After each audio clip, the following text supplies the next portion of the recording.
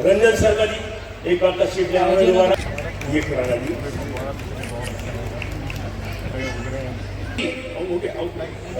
जी रंजन साहब सभी कल्लजी खरा कहा गया। उस जमाने में अरब से सबसे दूर जो जगह मानी जाती थी वो चीन माना जाता था। कहा उतलुबुल इल्मा लौ कान बिस्सीन, ज्ञान प्राप्त करने के लिए अगर चीन भी जाना पड़े तो वहां भी जाओ। और भारत का तो मैंने आपको बता दिया कि यहाँ तो इस संस्कृति को तो माना ही ज्ञान की संस्कृति माना गया। तपा स्वाध्याय निमित्तम, ever devoted to the pursuit of knowledge. लेकिन साथ में बड़ा बहुत ही खूबसूरत सा छोटा सा डायलॉग संवाद उपनिषद है। तपा स्वाध्याय निमित्तम मतलब तपस्या करने का। इस तपस्या को, ज्ञान प्राप्ति की तपस्या को, ये सिर्फ स्कूल और यूनिवर्सिटी छोड़ने के बाद खत्म नहीं होती। ये होश संभालने के बाद मरते दम तक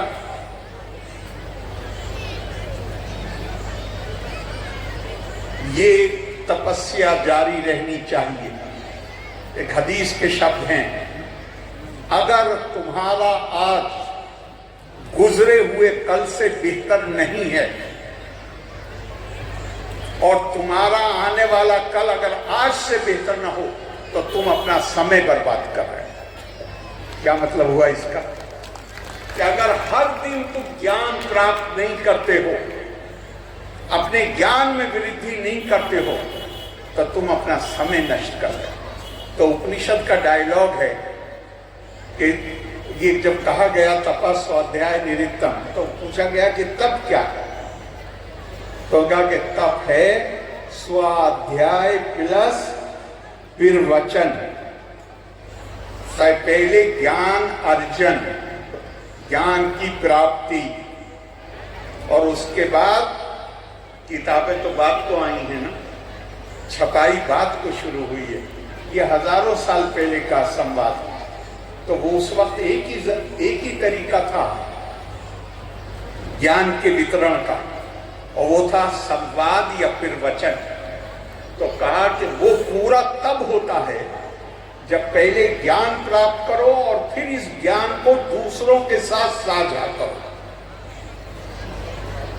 और हमारा जो पतन हुआ भारत का, वो इसीलिए हुआ। कि मैं नहीं कह रहा हूं, ये भी स्वामी विवेकानंद ने कहा है कि ये पत्र स्वामी रंगनाथनंद ने भी कहा है कि हमारा पतन इसीलिए हुआ कि हम, बल्कि उनके शब्द अगर मैं उद्धृत करूं तो कहते हैं कि भारत की पहचान थी सरस्वती के उपासक के रूप में। सरस्वती की उपासना का मतलब है ज्ञान अर्जन और ज्ञान का डिसेमिनेशन ऑफ नॉलेज, ज्ञान को दूसरों तक पहुंचाना। तो उन्होंने कहा कि जब हमने शायद ज्ञान अर्जन की प्रक्रिया तो जारी रखी, लेकिन हमने ज्ञान को दूसरों के साथ बांटना बंद कर दिया, और वहां हमारा पतन शुरू। और वो श्रीमद् भागवत से कोट करते हैं कि स्वामी विवेकानंद, तो हमारे लिए ज्ञान का बिल्कुल जैसे वो, फिर उसमें स्वामी विवेकानंद को ही कोट करना चाहूंगा। उन्होंने कहा कि भारत के दो ही राष्ट्रीय आदर्श हैं, त्याग और सेवा। इसमें घनीभूत कर दो, बाकी चीजें खुद ब खुद ठीक हो जाएंगी। ये त्याग और सेवा की चेतना कैसे पैदा हो? ऐसी पैदा हो जाएगी, जानवर के अंदर तो नहीं हो सकती ये चेतना पैदा। इस चेतना के पैदा करने का माध्यम भी ज्ञान है। और मैं, ये ऐसा मौका है बोलने को तो बहुत दिल चाह रहा है, लेकिन मुझे जल्दी ये सुबह त्रिवेंद्रम पहुंचना है, तो मैं अपनी बात का समापन करूंगा। उपनिषद की एक छोटी सी कहानी है, उसके साथ। ऋषि से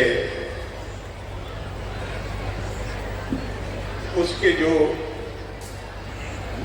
ब्रह्मचारी कहते थे, उनको जो विद्यार्थी होते थे, जो तालिब इल्म होते थे, उन्होंने प्रश्न किया। उन्होंने कहा कि सफल जीवन जीने की एसेंशियल्स ऑफ गुड लाइफ क्या है। जिस वक्त ये प्रश्न किया गया, ठीक उसी वक्त आसमान में बादल छाए हुए थे, तो बादलों की कड़क हुई, और कड़क में जो आवाज आती है डा डा डा, तो ऋषि ने उनसे कहा, अपने विद्यार्थियों से, वो कहा तुम्हें उत्तर मिल गया? तो उनका नहीं, आपने तो कोई उत्तर नहीं दिया। तो उन्होंने कहा कि उत्तर तो तुम्हें आसमान से मिल गया, मेरे उत्तर देने की जरूरत नहीं। कहा कैसे? कहा अभी बादलों ने कहा दा दा दा, तो उन्होंने कहा कि तदे तदे वेशा देवी वाग्नु वदति स्तना नो दा दा दा इति दामियत दत्ता दया थुआ मिति। उनका जवाब तो ऊपर से आ गया। 3 दा हैं जो सफल जीवन जीने के लिए जरूरी है। पहला दा है दम, दाम्यता, अपने ऊपर इंद्रिया निग्रह, अपनी ख्वाहिशों पे, अपनी इच्छाओं पर नियंत्रण, ज़ब्ते नफ्स, ये है पहला दाव। ये इस तरह नहीं कि जैसे वो कहते हैं, हमारे गांव में कहते थे कि बच्चे, शरारती बच्चों कहते कि बेनाथ के बैल की तरह मत घूमो, जिसके बैल के नाथ नहीं पड़ी हुई, नहीं, अपने ऊपर कंट्रोल करो। तो पहला दाव है अपने ऊपर कंट्रोल। हमारे बहुत चीजें हमें अच्छी लगती हैं, हमें ख्वाहिश होती है, लेकिन एक चीज होती है जिसे कहते हैं मर्यादा। सिर्फ ख्वाहिशों के मुताबिक नहीं चल सकते, मर्यादा का सम्मान भी करना होता है। और दूसरा उन्होंने कहा दत्ता। दत्ता का मतलब क्या है? आपके ऊपर ऊपर वाले की मेहरबानियां हैं। आपके पास पैसा है, पैसा नहीं, ताकत है, जिस्मानी ताकत है। आपके पास ज्ञान है, कोई भी चीज जो आपके पास है, आप अगर कामयाब जिंदगी जीनी है तो जो चीज आपके पास दूसरों से ज्यादा है, उसको दूसरों के साथ साझा करना, शेयर करना सीखिए। ये दत्ता। दान, दान ये नहीं है कि जो चीज खुद को पसंद नहीं है और जो चीज बेकार लग रही है वो उसे किसी को दे दीजिए, वो दान नहीं होता। दान वो है जो आपको खुद को पसंद है और आपके पास है, और आप वो दूसरों से साझा करना सीखें। फिर आया दया धुआ मिति। दया, करुणा, अनुकंपा, रहम का जज्बा, दूसरे का ख्याल करना। तो उन्होंने कहा ये क्या है? उनका ये है कि तकलीफ में दूसरा आदमी है, लेकिन आपके अंदर ये क्षमता पैदा हो जाए कि जब आप दूसरे को तकलीफ में देखें तो उसकी तकलीफ को आप साझा करने की कोशिश करें। ये करुणा, यही कामयाब जीवन जीने का तरीका। और ये कहां से चेतना आएगी? ये चेतना विद्या से आएगी, ज्ञान से आएगी। ये ज्ञान का केंद्र है। महिमा बयान करते हुए कहा जा रहा है कि दुनिया में के जो भोग हैं, सुख हैं, वो भी उसी को के पास है जिसके पास विद्या। पहले एक बात कही जाती है कि सरस्वती और लक्ष्मी एक साथ नहीं आते। स्वामी रंगनाथ नंदा जी रामकृष्ण मिशन के मुखिया थे। उनकी एक बड़ी बहुत ही जबरदस्त किताब है, 4 वॉल्यूम में, eternal values for a change in society. तो उन्होंने शास्त्रों से भी साबित किया और आज के युग के लिए कहा कि आज के युग में तो लक्ष्मी जी आती ही वहां है जहां सरस्वती पहले से मौजूद होती है। विद्या होगी, और यही बात यहां कही गई। दुनिया में एक जगह और कहा गया, कहा कि कभी भी वो लोग जिनके पास सत्ता है, शासक हैं, कभी उनकी तुलना विद्वान से मत करने की गलती मत करना। चूंकि राजा तो अपने शासक अधिकारी अपने क्षेत्र में उसको सम्मान दिया जाता है, विद्वान को सम्मान पूरी दुनिया में मिलता है। कहीं ऐसा नहीं कि उसको सम्मान न मिले। तो ये जो मैंने पहले कहा कि मैं पहले भी आया हूं इस स्कूल में, मुझे बहुत खुशी है इसलिए कि मैं आपके बराबर से ही मैंने संसद में बहराइच का नेतृत्व किया है, प्रतिनिधित्व किया है।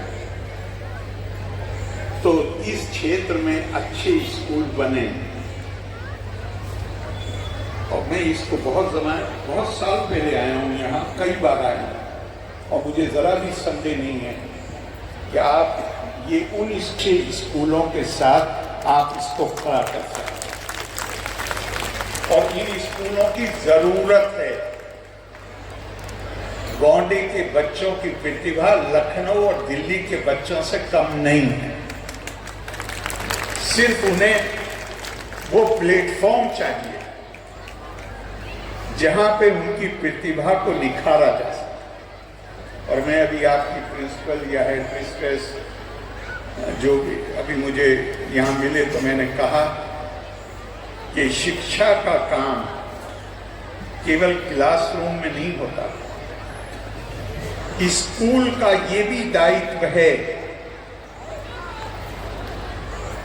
कि वो मंच प्रदान करे जहां बच्चे अपने व्यक्तित्व को निखार सके, उनके अंदर जो छुपी हुई प्रतिभा है, क्षमता है, वो सामने आ सके।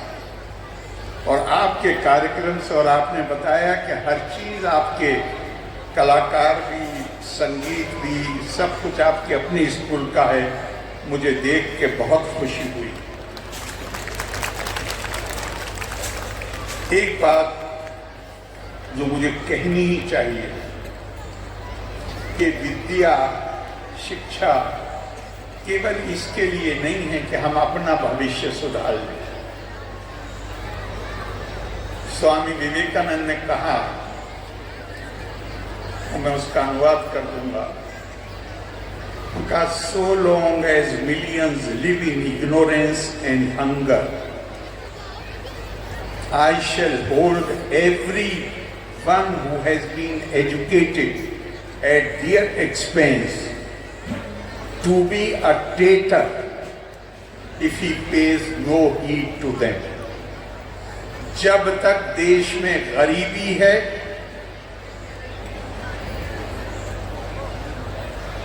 जब तक विद्या की कमी है, तब तक वो तमाम लोग जो शिक्षित लोग हैं और उन्होंने जो शिक्षा प्राप्त की है, उसमें उस अशिक्षित का भी योगदान है।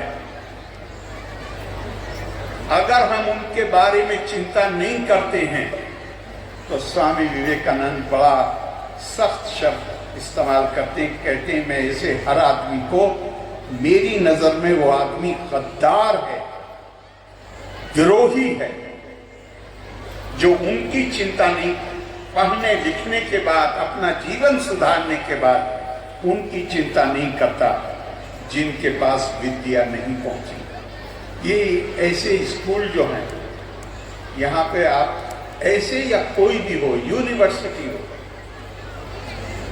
जो बच्चे यहाँ पढ़ते हैं वो सिर्फ उस फीस से पॉसिबल नहीं है जो माँ बाप देते हैं। यहां तक पहुंचने के लिए जो सड़क बनती है वो सरकार बनाती। इस पैसे में जिससे सड़क बनती है, या जो और भी दूसरी कोई भी सहायता सरकार की तरफ से होती है स्कूल को, इसमें उस आदमी का भी योगदान है जो बाजार से छोटी मोटी चीज खरीदने जाता है और इनडायरेक्ट टैक्स देता है।